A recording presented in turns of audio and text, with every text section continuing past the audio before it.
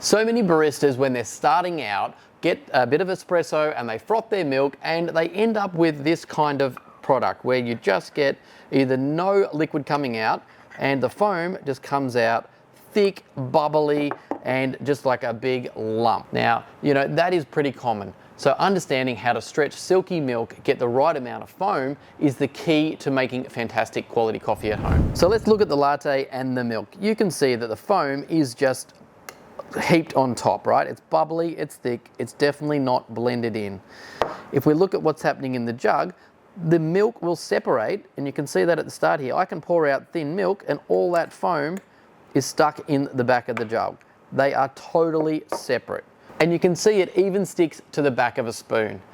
We need to work on combining that bubble or the stretching while we're, agitating that milk with steam with the milk. If we're separating them, there is no chance on you getting that creamy, beautiful textured milk that you can either pour latte art or is going to enhance the espresso in the coffee that you've just extracted. So the most common issues we see with new baristas when they're starting to froth is not having the right amount of milk in the jug, whether it be not enough or too much. There is way too much movement inside this steam wand when you're actually steaming, going up and down.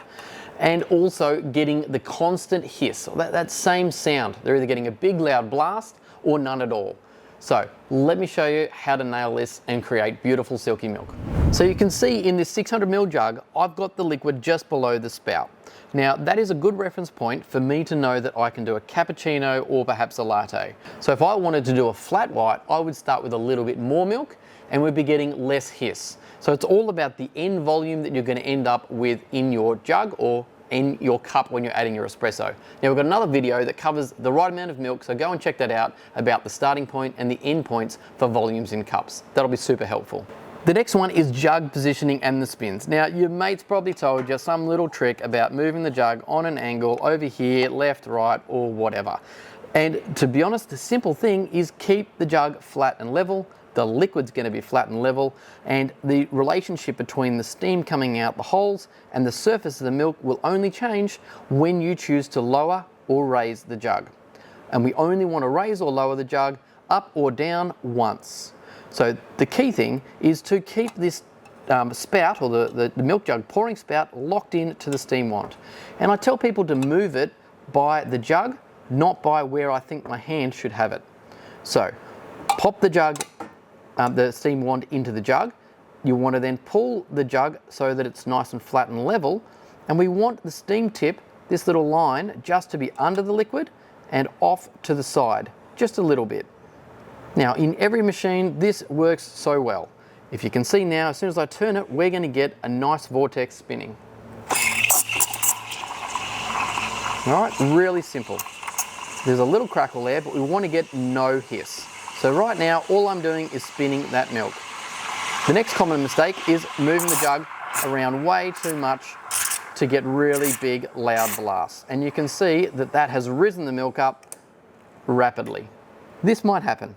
Froth everywhere and overflowing a jug. So the key here is to get that vortex spinning, but then control the movement that we have not to get this big loud bubbles going everywhere. And the way you can do that is by getting a much more stable grip on your hands, perhaps using your hand on the edge of the machine, because to move the whole jug from your arm, it's quite a big movement. And if you don't have a good control, that's what's going to happen. We need to be able to have a very consistent, slow hiss to be able to get the texture we want, but then get the control to go back to that swirl that we had at the very start. So let's go through that one more time about the 3 steps of getting the swirl happening, controlling the hiss, and then getting the swirl back again. Start with milk just below the spout. Position the steamer by using the spout of the jug so that the tip is just underneath the actual liquid. The jug is flat and level. We're going to turn on the steam. We're going to get a spin with no hiss. We're going to get supported by using our hand on maybe the cup tray and the jug. We will lower the jug just to get a constant little hiss. The volume of the jug is going to increase. Once it's warm or 40 degrees, we're going to lift back up and keep the spin happening. When it's too hot to touch, 1, 2, 3, we're going to turn it off. We're now going to sit and rest our milk. That is another huge tip. Don't forget to clean your steam wand, give it a wipe and a really good purge so that it's ready for next time. Let the milk sit and rest for a little bit. You can see the really big bubbles, they're just high-speed bubbles. They will tap out really easy. It's gone to like the matte look at the moment. So we tap it like we're hitting a hammer and you might get some milk fireworks. Okay, there you go. Then give it a swirl.